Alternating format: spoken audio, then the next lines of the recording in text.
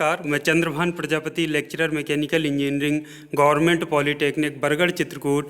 आप सभी का टूल इंजीनियरिंग के इस एमसीक्यू के सेशन में हार्दिक स्वागत है व अभिनंदन करता हूं। तो आज चूंकि आपको पता है कि आपका जो एग्ज़ाम होना है वो एमसीक्यू आधार पर यानी बहुविकल्पीय प्रश्नोत्तरी उसमें पूछे जाएंगे। तो इसीलिए मैंने आपके लिए पहला वीडियो मैं आपके लिए बना रहा हूं जो कि बहुविकल्पीय प्रश्नों पर आधारित है, यानी कि एमसीक्यू पर आधारित है। तो ये हमारा पहला वीडियो है। तो इसमें आज मैंने 20 प्रश्न हैं उनका एक सेट लिया है। तो उसमें हम देखेंगे किस तरीके के प्रश्न पूछे जा सकते हैं, किस तरीके के उत्तर होते हैं और कैसे हमको सही उत्तर सेलेक्ट करना है। तो आइए शुरुआत करते हैं। तो पहला प्रश्न है, कटाई औजार पदार्थ को एक निश्चित आकार और आकृति प्रदान करता है। तो यह कथन है, बताना है कि सत्य है कि असत्य है। तो आपको पता है कि कटाई औजार पदार्थ को एक निश्चित आकार और आकृति प्रदान करता है, तो ये कथन सत्य है। तो इसका ए ऑप्शन आपका सही है। दूसरा प्रश्न है, ऐसा कटाई औजार जिसमें एक ही कटाई बिंदु या कटिंग एज होती है कहलाता है। एकल बिंदु कटाई औजार जिसमें एक ही कटिंग एज या कटाई बिंदु होता है उसको एकल बिंदु कटाई औजार यानी कि सिंगल पॉइंट कटिंग टूल कहते हैं। तो इसके option A B C D में आप देखें तो ए नंबर पर एकल बिंदु कटाई औजार दिया है, तो ए इसका सही उत्तर है, एकल बिंदु कटाई औजार यानी कि सिंगल पॉइंट कटिंग टूल। तीसरा है, ऐसा कटाई औजार जिसमें एक से अधिक कटाई बिंदु या कटिंग एज होती हैं कहलाता है। ऑप्शन आपके पास 4 दिए हैं। तो आपको पता है कि कोई भी ऐसा कटाई औजार जिसमें एक से अधिक कटाई बिंदु या कटाई एजेस होती हैं उसको बहुबिंदु कटाई औजार या मल्टी पॉइंट कटिंग टूल कहते हैं। तो ए बी सी डी में से आपके जो सही उत्तर है वो बहुबिंदु कटाई औजार यानी मल्टी पॉइंट कटिंग टूल है। चौथा है, मिलिंग एवं ड्रिलिंग में प्रयुक्त कटाई औजार होता है। आपको पता है मिलिंग में जैसे ही मिलिंग की, ड्रिलिंग की, कोई भी मशीनन की बात हो तो आपके इमेज जो माइंड में तुरंत आना चाहिए मशीन का चित्र। तो आपको पता है मिलिंग की बात करें या ड्रिल कैसा होता है, मिलिंग कटर जो होता है, कटाई औजार होता है मिलिंग में, वो कैसा होता है। तो आपको देखते हैं कि बहुत सारे उसमें दांते होते हैं और विभिन्न प्रकार के मिलिंग कटर होते हैं। मैंने पिछले वीडियोज़ में आपको बताया भी था। ड्रिलिंग में भी जो ड्रिल होता है उसमें भी कई सारी एजेस होती हैं कटाई की। तो ये जो मिलिंग ड्रिलिंग में जो कटाई औजार प्रयोग होता है वो बहुबिंदु कटाई औजार यानी कि मल्टी पॉइंट कटिंग टूल प्रयुक्त होता है। तो इसका बी ऑप्शन में दिया हुआ है मल्टी पॉइंट कटिंग टूल यानी बहुबिंदु कटाई औजार। तो यही हमारा क्या होगा, सही उत्तर होगा। इसी तरह से 5वां प्रश्न है, खरादन यानी कि लेथ में, जिसको टर्निंग ऑपरेशन हम कहते हैं, लेथ में जो करते हैं, शेपर हो गया, प्लेनर हो गया, स्लॉटर हो गया, इसमें प्रयुक्त कटाई औजार होता है। यानी इन सारी मशीनों में कौन सा कटाई औजार प्रयुक्त होता है वो प्रश्न में पूछ रहा है। तो एक पहला उत्तर है एकल बिंदु कटाई औजार, बहुबिंदु कटाई औजार, हस्त औजार या उपरोक्त में से कोई नहीं। तो आपको पता है खरादन जो आपका लेथ मशीन होता है या टर्निंग ऑपरेशन जिसको हम कहते हैं, या शेपर हो गया, प्लेनर, स्लॉटर, ये एक ही तरीके की 3 मशीनें होती हैं जिसमें सिंगल पॉइंट कटिंग टूल पश्चाग्रगति करता है, या जो आपका वर्क पीस है वो पश्चाग्रगति करता है और उसकी वजह से कटाई की जाती है। तो इन सभी में आपका एकल बिंदु कटाई औजार यानी कि सिंगल पॉइंट कटिंग टूल प्रयोग में लाया जाता है। तो जैसे ही खरादन की बात हो यानी लेथ की, शेपर की, प्लेनर की या स्लॉटर की, तो माइंड में तुरंत मशीन आना चाहिए कि उसमें तो सिंगल पॉइंट कटिंग टूल कटाई औजार के रूप में प्रयोग किया जाता है। छठा है, निम्न में से कटाई औजार के रूप में प्रयुक्त पदार्थ है। ये कुछ प्रयुक्त 4 पदार्थ दिए, तो ए में देख लेते हैं, high carbon steel, high speed steel, C है सीमेंटेड कार्बाइड और डी है उपरोक्त सभी। तो आप देखिए कटाई औजार के रूप में हाई कार्बन स्टील का भी प्रयोग किया जाता है, हाई स्पीड स्टील का भी प्रयोग किया जाता है, सीमेंटेड कार्बाइड का। तो जो सही ऑप्शन होगा वो हमारा वो डी होगा यानी कि उपरोक्त सभी। तो ये हमारा, इसीलिए मैं आपको पहले भी बता चुका हूँ कि हमेशा एक बार चारों जो ऑप्शंस हैं आपके उन पर एक बार नज़र जरूर डालिए। जैसे पहला अगर आप ए टिक कर देते हैं तो ए तो सही है ही, हाई कार्बन स्टील का प्रयोग किया जाए, लेकिन बाकी भी तो सही है ऑप्शन, बी भी सही है, सी भी सही है। तो इसका सही उत्तर जो होगा वो उपरोक्त सभी होगा, डी नंबर। 7वां है, मिलिंग मशीन में कटिंग टूल निम्न में से किस पर माउंट किया जाता है। तो बताया आपसे कि मिलिंग मशीन की जैसी बात हो, मिलिंग मशीन आपके माइंड में तुरंत आनी चाहिए और आपको पता होना चाहिए कि जो मिलिंग कटर होता है, कटाई औजार, वो आर्बर में लगा होता है। तो ये आर्बर, नी, कॉलम, स्पिंडल 4 ऑप्शन दिए हैं, तो उनमें से जो सही ऑप्शन है वो आर्बर होगा। आर्बर में माउंट किया जाता है कटिंग टूल को। 8वां है निम्न में से किस कटाई औजार को चूर्ण धातु कर्म यानी पाउडर मेटलर्जी के द्वारा बनाया जाता है। तो इनमें से ऑप्शन देख लीजिए, high carbon steel, high speed steel, cemented carbide और स्टेलाइट। तो मैंने आपसे बताया था वीडियो में कि जो सीमेंटेड कार्बाइड होते हैं उनके कटाई औजार बनाने के लिए चूर्ण धातु कर्म यानी पाउडर मेटलर्जी का प्रयोग किया जाता है। उसमें धातुओं को पहले चूर्ण लिया जाता है, फिर उसके बाद उनका प्रॉपर उसमें अन्य जो तत्व मिलाने के पश्चात उनकी प्रॉपर मिक्सिंग करके सिंटरिंग और जो भी ऑपरेशंस उसमें पाउडर मेटलर्जी में होते हैं वो करके क्या किया जाता है, सीमेंटेड कार्बाइड के कटिंग टूल्स बनाए जाते हैं। तो सही उत्तर होगा इसका सी, सीमेंटेड कार्बाइड। 9वां है निम्न में से कौन सा पदार्थ सबसे अधिक कठोर है। तो लिस्ट देख लेते हैं। ए नंबर पर है high speed steel, B option है आपका सीमेंटेड कार्बाइड, सी है स्टेलाइट और डी है हीरा या डायमंड। तो आपको पता है कि अभी तक जो भी पदार्थ प्रयोग में लाए जा रहे हैं तो ज्ञात पदार्थों में और उपयोग किए जा रहे पदार्थों में हीरा ही सबसे कठोरतम पदार्थ है। तो आपका जो सही उत्तर होगा वो हीरा या डायमंड होगा। 10वां है आपका सिरेमिक पदार्थ में प्रमुख रूप से क्या पाया जाता है। सिरेमिक जो कटिंग टूल्स बनाए जाते हैं सिरेमिक मटेरियल के, तो उनमें क्या पाया जाता है। तो ए ऑप्शन है आपका एल्युमिनियम ऑक्साइड, बी है आयरन ऑक्साइड, सी है सिलिका और डी है वेनेडियम। तो आपको पता है कि सिरेमिक पदार्थ में प्रमुख रूप से एल्युमिनियम ऑक्साइड पाया जाता है। तो ये एल्युमिनियम ऑक्साइड का ही सिरेमिक पदार्थ प्रमुख रूप से बनता है। ये मैंने आपको पहले भी वीडियो में बताया। तो एल्युमिनियम ऑक्साइड इसका सही ऑप्शन होगा ए।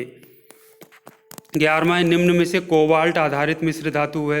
कोबाल्ट पर जो आधारित मिश्र धातु है उसमें 4 ऑप्शन आपको दिए हैं, high speed steel, cemented carbide, stellite और उपरोक्त में से कोई नहीं। तो आपको पता है जो स्टेलाइट होता है वो कोबाल्ट आधारित मिश्र धातु है। ये मैं वीडियो में आपको पहले बता चुका हूँ। तो इसका जो सही ऑप्शन होगा वो सी होगा यानी कि स्टेलाइट। 12वां है ग्राइंडिंग व्हील जो होते हैं उसकी ट्रूइंग एवं ड्रेसिंग में किसका प्रयोग प्रमुखता से किया जाता है। जो कटाई औजार होता है उसमें हाई स्पीड स्टील का, सीमेंटेड कार्बाइड का, स्टेलाइट का या हीरा डायमंड का। तो आपको पता है कि हीरा का प्रयोग जो ग्राइंडिंग व्हील होता है उसकी ट्रूइंग एवं ड्रेसिंग के लिए किया जाता है। कुछ अन्य पदार्थों का भी किया जाता है, लेकिन सबसे अच्छी जो सरफेस फिनिश आप कह लीजिए या एक्यूरेसी आप कह लीजिए, यथार्थता जो मिलती है सबसे अच्छी वो हीरे से मिलती है। तो हीरा या डायमंड हमारा सही ऑप्शन होगा डी। 13वां प्रश्न देख लीजिए, ऐसी युक्तियां जो कटाई प्रक्रम के दौरान कारखंड को एक निश्चित स्थिति में मजबूती से पकड़ कर रखती हैं कहलाती हैं। तो कटाई के दौरान जो कारखंड को मजबूती से पकड़ कर रखती हैं एक निश्चित स्थिति में, उनको कहते हैं वर्क होल्डिंग डिवाइसेस यानी कार को पकड़ कर रखने वाली युक्तियां। तो इसमें 4 ऑप्शन है वर्क होल्डिंग डिवाइस पहला युक्ति है, दूसरा बी है आपका कटाई औजार, सी है कार में, डी उपरोक्त में से कोई नहीं। तो ए हमारा जो सही ऑप्शन होगा कार वर्क होल्डिंग युक्तियां यानी कार को पकड़ कर रखने वाली युक्तियां, या अंग्रेजी में कहेंगे वर्क होल्डिंग डिवाइसेस। तो ये वर्क होल्डिंग डिवाइसेस हमारा सही उत्तर है यानी कि ए ऑप्शन हमारा सही है। इसी तरह 14वां प्रश्न देख लेते हैं, ऐसी युक्ति जो कारखंड को सही स्थिति में मजबूती से पकड़ने तथा सहारने के साथ साथ कटाई औजार को गाइड करने का कार्य करती है। तो आपको मैं पहले बता चुका हूं कि ऐसी युक्ति जो कारखंड को मजबूती से पकड़ती है, सहारती है, इसके साथ साथ कटाई औजार को भी बुशिंग की सहायता से गाइड करने का काम करती है, वो होता है जिग। तो ये पहला ऑप्शन है जिग, दूसरा फिक्सचर, तीसरा कारमेज, डी ऑप्शन है उपरोक्त में से कोई नहीं। तो आपको पता है कि जो सही ऑप्शन है आपका जिग है यानी कि ए ऑप्शन आपका सही है। जिग कारखंड को सही स्थिति में मजबूती से पकड़ने तथा सहारने के साथ साथ कटाई औजार को गाइड करने का कार्य भी करती है। 15वां है जिग की डिजाइन जटिल होती है जबकि फिक्सचर की डिजाइन सरल होती है। ये कथन है, सत्य है कि असत्य है, ये आपको बताना है। तो आपको पता है जो जिग होता है, जिग और फिक्सचर जो होते हैं दोनों का काम लगभग सेम होता है, बस थोड़ा सा फर्क तब आ जाता है जब जिग में जो कारखंड होता है उसको पकड़ मजबूती से एक निश्चित स्थिति में पकड़ने और सहारने के साथ साथ वो जो कटिंग टूल होता है या कटाई औजार होता है उसको गाइड करने का भी कार्य करता है। तो ये जो जिग ये काम करता है तो उसकी वजह से उसकी जो डिजाइन होती है तो थोड़ा से जटिल हो जाती है।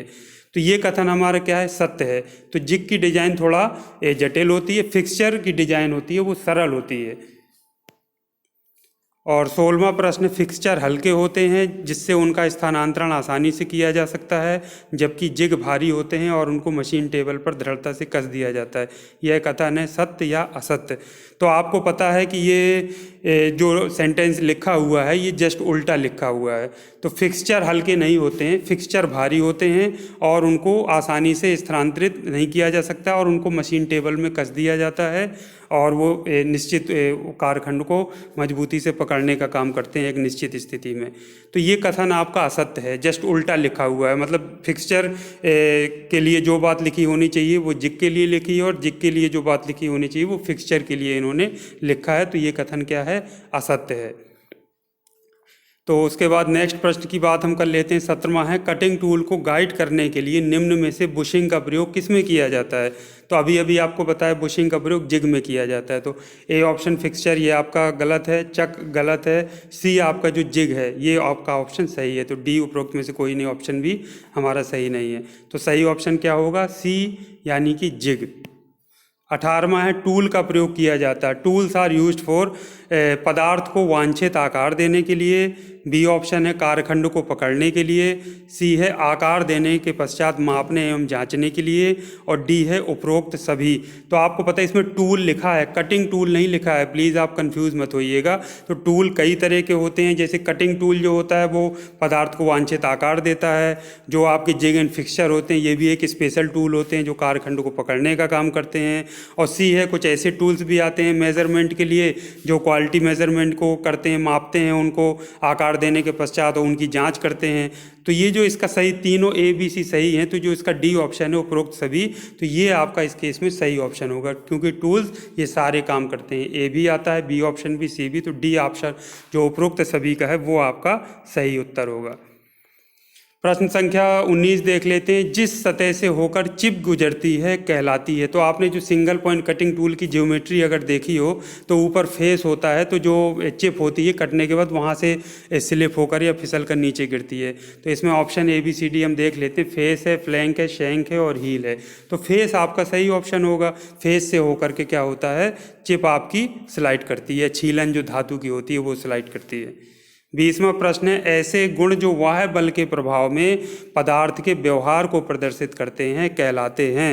आपको पता है कि ऐसे सभी गुण जो वाह्य बल के प्रभाव में पदार्थ के व्यवहार को प्रदर्शित करें कहलाते हैं यांत्रिक गुण यानी कि मैकेनिकल प्रॉपर्टीज़। तो 4 ऑप्शन दिए हैं, चुंबकीय गुण, वायवीय गुण, विद्युतीय गुण और यांत्रिक गुण। तो यांत्रिक गुण यानी कि मैकेनिकल प्रॉपर्टीज़ इसका सही उत्तर होगा, क्योंकि मैकेनिकल प्रॉपर्टीज़ या यांत्रिक गुण ऐसे गुण होते हैं जो वाह्य बल के प्रभाव में पदार्थ के व्यवहार को प्रदर्शित करते हैं। तो इस तरह से आज 20 प्रश्नों का सेट था। उम्मीद करता हूँ कि आपको समझ में आया होगा जो भी मैंने बताया है। इसी तरह से आप डेली प्रैक्टिस करिए। मैं आगे भी आप लोगों के लिए इसी तरह से MCQ लाता रहूँगा जब तक आपके एग्ज़ाम नहीं हो पाते हैं, और एग्ज़ाम होने के बाद भी, क्योंकि आप इसको मैंने पहले भी बताया इस तरीके से पढ़िए कि सिर्फ परीक्षा पास होने के उद्देश्य से नहीं, बल्कि आगे भी जो आपकी परीक्षाएँ होना है, कॉम्पिटिशन के एग्ज़ाम्स होते हैं, जो आपका सिलेबस है उसमें जो आपका विषय वस्तु है उसको पूरी तरीके से उसका नॉलेज गेन करने के लिए आप इन विषयों को पढ़िए। चाहे कोई भी विषय हो, चाहे वो टूल इंजीनियरिंग हो, चाहे वो कैट कैम हो या XYZ कोई भी सब्जेक्ट हो जो आप पढ़ रहे हैं। तो आज के लिए इतना काफ़ी है। नेक्स्ट वीडियो में हम MCQ पार्ट 2 में फिर से मिलते हैं। आज के लिए इतना काफ़ी है। Thank you very much. आपका दिन शुभ हो।